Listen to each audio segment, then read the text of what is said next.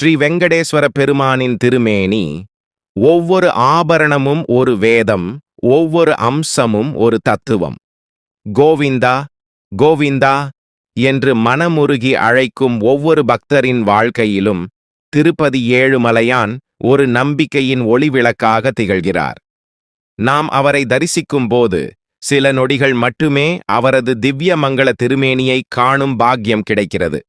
ஆனால் அந்த சில நொடிகளில் நாம் காணும் ஒவ்வொரு ஆபரணமும், ஒவ்வொரு அலங்காரமும், ஒவ்வொரு ஆயுதமும் வெறும் அழகுக்காக உருவாக்கப்பட்டவை அல்ல. அவை அனைத்தும் வேதங்கள், ஆகமங்கள், புராணங்கள் கூறும் ஆழமான ஆன்மீக இரகசியங்களின் அடையாளங்களாகும். பலர் பெருமாளின் கிரீடம், சங்கு, சக்கரம் ஆகியவற்றை மட்டுமே கவனிப்போம். ஆனால் உண்மையில் ஸ்ரீ வெங்கடேஸ்வர பெருமானின் திருமேனியில் 34 தெய்வீக அம்சங்கள் உள்ளன. அவை ஒவ்வொன்றும் ஒரு தனித்துவமான அர்த்தத்தையும் வாழ்க்கைக்கான உயர்ந்த பாடத்தையும் நமக்கு எடுத்துரைக்கின்றன. சிகாமணி கிரீடத்தின் உச்சியில் பதிக்கப்பட்டுள்ள தெய்வீக ரத்தினம் எல்லா ஞானங்களுக்கும், எல்லா சக்திகளுக்கும் ஆதாரமாக இருப்பவர் ஸ்ரீமன் நாராயணன் என்பதை இது உணர்த்துகிறது. மகுடம் தங்க கிரீடம் உலகங்களின் அரசனாகவும் பிரபஞ்சத்தின் ஒரே பரம்பொருளாகவும் பெருமாள் விளங்குவதை அறிவிக்கிறது. சிரசிரகம் கிரீடத்தின் கீழ் அமைந்துள்ள ஆபரணம் சிந்தனை, ஞானம், மன உறுதி ஆகியவை இறைவனின் அருளால் உயர்வடைகின்றன என்பதை குறிக்கிறது. திருக்கல்யாணம் பெருமாளின் திருமண கோல மகிமை மகாலட்சுமியுடன் இணைந்த தெய்வீக வாழ்வு, செல்வம், வளம், அமைதி ஆகியவற்றின் அடையாளமாகும். கர்ணபுஷ்பம் காதுகளின் மேல் பூ வடிவில் அமைந்த ஆபரணம் பக்தர்களின் ஒவ்வொரு வேண்டுதலையும் இறைவன் கேட்டு அருள் புரிகிறார் என்பதை குறிக்கிறது. கதாயுதம் தர்மத்தை நிலைநாட்டும் தெய்வீக ஆயுதம், அநீதியை அழித்து நீதியை காக்கும் இறை சக்தியின் அடையாளம். கவச குண்டலம் காதுகளையும் கன்னங்களையும் காக்கும் அமைப்பு பக்தர்களை எல்லா துன்பங்களிலிருந்தும் காப்பவராக பெருமாள் இருப்பதை உணர்த்துகிறது.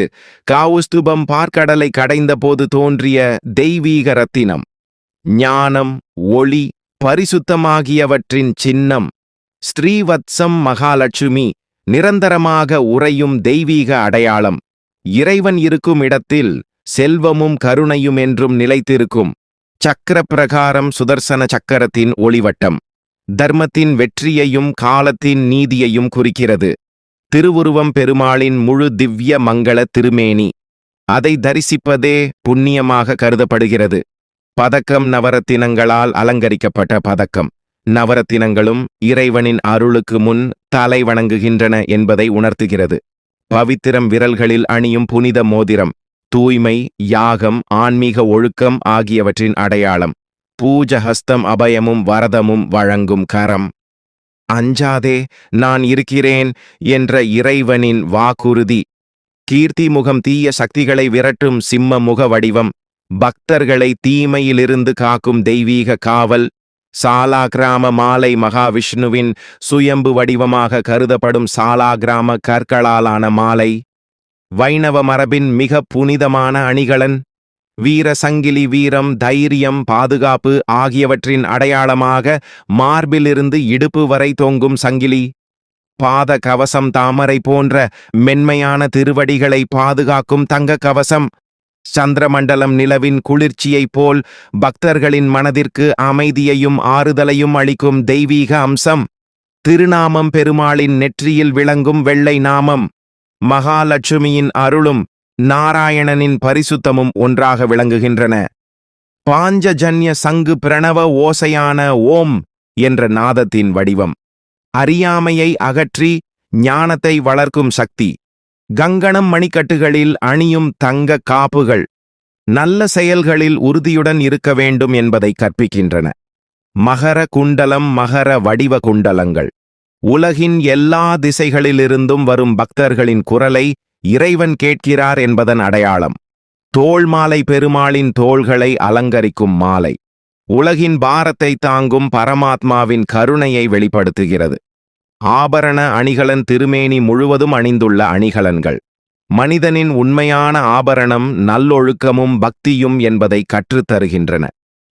கேயூர கடகம் மேல் கைகளில் அணியும் தங்க வளையங்கள் அளவற்ற வலிமையும் உலகை காக்கும் பொறுப்பும் கொண்ட இறைவனின் அடையாளம்.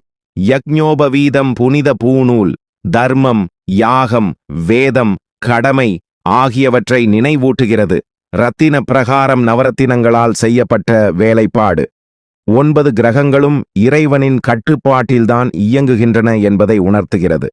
கத்வாவதாரம் தீமைகளை அழிக்கவும் நல்லவர்களை காக்கவும் பெருமாள் எடுத்த தசாவதாரங்களின் பெருமையை நினைவூட்டும் அம்சம்.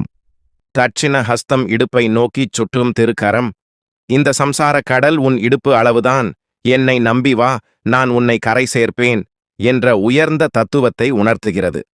உதர பந்தம் வயிற்றைச் சுற்றிய தங்கப்பட்டி. புலனடக்கம், ஒழுக்கம், சுய கட்டுப்பாடு ஆகியவற்றின் அடையாளம். உத்தரியம் இடுப்பிலிருந்து தொங்கும் பட்டு மேலாடை. எளிமை, பரிசுத்தம், தெய்வீக அழகு ஆகியவற்றின் சின்னம். பாதச் சிலம்பு திருவடிகளை அலங்கரிக்கும் அணிகலன். பக்தர்கள் எடுக்கும் ஒவ்வொரு நல்ல அடியையும் இறைவன் ஆசீர்வதிக்கிறார் என்பதை உணர்த்துகிறது. பிரம்மகிரி வாசம் தாமரை பீடத்தில் நிலை பெற்று அருள் புரியும் பெருமாளின் தெய்வீக நிலை. உலகம் முழுவதையும் அருளால் தாங்கும் பரம்பொருளின் மகிமை. இந்த 34 அம்சங்களும் நமக்கு சொல்லும் ஒரு வாழ்க்கை பாடம். பெருமாளின் கிரீடம் அதிகாரத்தை அல்ல, பொறுப்பை கற்றுத்தருகிறது. சங்கு நல்ல எண்ணங்களை பரப்பச் சொல்கிறது. சக்கரம் தர்மத்தை நிலைநாட்ட வேண்டும் என நினைவூட்டுகிறது. அபயஹஸ்தம் பயத்தை விட்டுவிடச் சொல்கிறது. தட்சிணஹஸ்தம் என்னை முழுமையாக நம்பி சரணடைந்தால் சம்சார கடலை எளிதில் கடக்க முடியும் என்று உறுதியளிக்கிறது. திருவடிகள் இறைவனின் சரணாகதியே வாழ்க்கையின் உயர்ந்த வழி என்பதை உணர்த்துகின்றன. எனவே நாம் பெருமாளை தரிசிக்கும்போது வெறும் ஆபரணங்களை காணாமல் அவற்றின் பின்னால் மறைந்திருக்கும் தெய்வீக தத்துவங்களையும் உணர்ந்து வணங்கினால் அந்த தரிசனம் இன்னும் புனிதமானதாக மாறும். வேங்கடங்கள் மெய்மேல் வினை முற்றவும் தாங்கள் தங்களுக்கு நல்லனவே செய்வார்.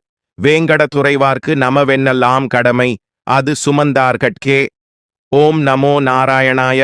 கோவிந்தா கோவிந்தா, ஸ்ரீனிவாசா கோவிந்தா. இந்த பதிவை படிக்கும் அனைவருக்கும் ஸ்ரீ வெங்கடேஸ்வர பெருமானின் அருள் என்றும் துணையாக இருந்து ஆரோக்கியம், ஐஸ்வர்யம், மன நிம்மதி, குடும்ப ஒற்றுமை மற்றும் அனைத்து நலன்களையும் அருள்வாராக.